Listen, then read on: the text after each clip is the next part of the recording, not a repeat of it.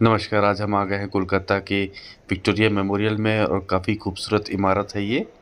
184 feet की ऊंचाई की ये संगमरमर से बनी हुई इमारत है। जैसा कि आप देख सकते हैं, नक्काशी वगैरह का काम बहुत अच्छा है यहाँ पर। और ये सामने जो लॉर्ड कर्जन की मूर्ति लगी हुई है, और इसके बारे में जानकारी यहाँ पर लिखी हुई है कि विक्टोरिया मेमोरियल का जो निर्माण है 1906 से 1921 के बीच में पूरा हुआ था। और लॉर्ड कर्जन ने इसे महारानी विक्टोरिया की याद में बनवाया था। और इसका उद्घाटन भी प्रिंस ने किया था, इंग्लैंड के। ये उसके कंस्ट्रक्शन से जुड़ी यादें जो है वो यहाँ पे फोटोग्राफ्स के माध्यम से दिखाई गई है। बेसिकली अब इसको संग्रहालय के रूप में डेवलप कर दिया गया है, और बीच बीच में इसके जो कंस्ट्रक्शन है उससे रिलेटेड लोग हैं, उनकी मूर्तियाँ बनी हुई है। अब सेंट्रल हॉल की तरफ चलते हैं, और ये यहाँ का मुख्य हॉल है। ये देखिए, ऊपर भी लोग हैं यहाँ पर, और ये बहुत ही सुंदर जगह है। ये वाइट मार्बल से बनी हुई पूरा बिल्डिंग है ये, और इसके बारे में डिटेल्स यहाँ पर लिखा हुआ है। बहुत सारी डिटेल्स यहाँ पर बीच बीच में लिखी हुई है, अगर आप चाहें तो उसको पढ़ सकते हैं। जैसा कि ये महारानी विक्टोरिया के बारे में बनाया गया है, और बेसिकली अब इसको एक म्यूज़ियम के रूप में डेवलप किया गया है। ये देखिए, विभिन्न भाषाओं में यहाँ पर लिखा हुआ है, उर्दू में लिखा हुआ है, और हिंदी में लिखा है, इंग्लिश में लिखा है। और जो वास्तुकला है यहाँ की, वो ब्रिटिश वास्तुकला, मुग़ल वास्तुकला और इंडियन वास्तुकला का एक जोड़ है। इसमें आप स्टेयर्स से ऊपर भी जा सकते हैं फ्रंट व्यू के लिए। ये मूर्ति जो है महारानी विक्टोरिया की लगी हुई है सेंट्रल हॉल के बीच में। चारों तरफ ये जो चेयर्स वगैरह लगी हुई हैं, ये ब्रिटिश राज परिवार से जुड़ी हुई स्मृतियाँ हैं। इसके बारे में डिटेल यहाँ पर लिखा हुआ है।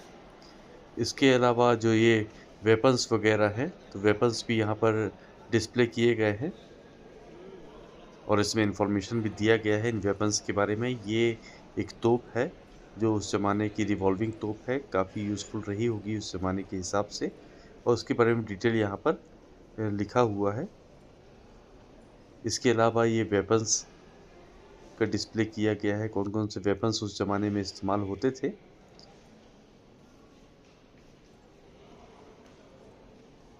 बीच में भी म्यूज़ियम में बहुत सारी जो यादें हैं महारानी विक्टोरिया से जुड़ी हुई, तो उनकी बुक्स वगैरह है। तो इस प्रकार ये पूरा म्यूज़ियम जो है वो डेडिकेटेड है महारानी विक्टोरिया के लिए। ये ड्राइंग डिज़ाइन है इस पूरी इमारत का, जहाँ पर आप देख सकते हैं कहाँ से आपको कहाँ जाना है। ये और प्राचीन हथियार जो है वो इस्तेमाल होते होंगे ये। इसके अलावा ये जो तोप, उसका डिटेलिंग पूरा दिया गया है, ये कौन सी तोप है, रिवॉल्विंग तोप है, ये कैसे चलती थी।